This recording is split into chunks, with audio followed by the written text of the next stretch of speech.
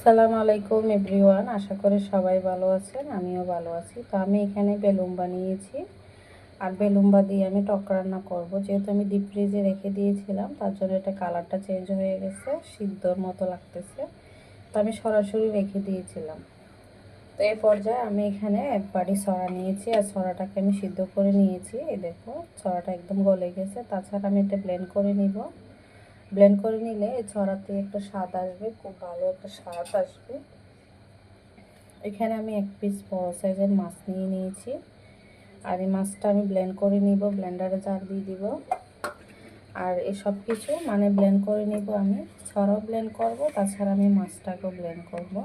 তার পাশাপাশি আমি এখানে কিছু রসুন কুচা দিয়ে দিলাম, দিয়ে দিব আমি পেঁয়াজ কুচা, তাছাড়া দিয়ে দিব আমি এখানে কয়েক ফালি কাঁচামরিচ দিয়ে আমি সুন্দর করে ব্লেন্ড করে দিব। যেহেতু মাছটা অনেকেই খেতে চায় না টকে দিলে, যেহেতু আমার ঘরের মানুষ খায় না, তার কারণে আমি আজকে অন্য পদ্ধতিতে রান্না করতেছি। মাছটাকে আমি সুন্দর করে ব্লেন্ড করে নেব।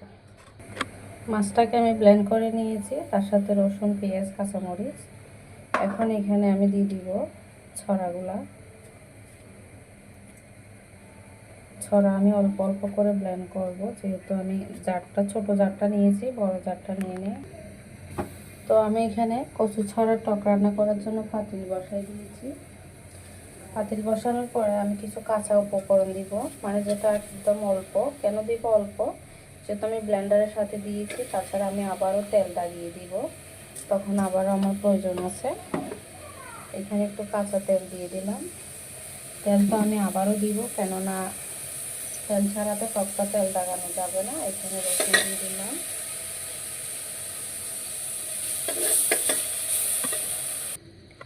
দেখুন, এখানে আমি মাছ ব্লেন্ড করা মাছটা দিয়ে দিয়েছি, আর মাছটা এই দেখুন একদম ছড়া ছড়া হয়ে গেছে।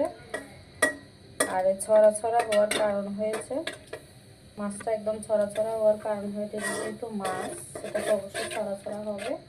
এখানে আমি সব ধরনের মশলা অ্যাড করে দেব। এখন দিয়ে দিলাম আমার পরিমাণ মতো হলুদের গুঁড়া, স্বাদ মতো লবণ, সামান্য একটু মরিচের গুঁড়া, সেটা আপনাদের স্বাদ অনুযায়ী দিতে পারেন। আমি আবার একটু রসুন বাটা দিয়ে দিতেছি। রসুন বাটাটা যেহেতু বাটা, এটা দিব বেশি। আর তাছাড়া আমি দিব আপনার তেল দাগিয়ে যখন দেবো, তখন তো অবশ্যই রসুন আর পেঁয়াজ ওটা একসাথে করে দেবো। তো মাছটা একটু দানা দানা সুন্দর করে যখন হয়ে যাবে, এ পর্যায়ে আমি এখানে দিয়ে দিব আপনার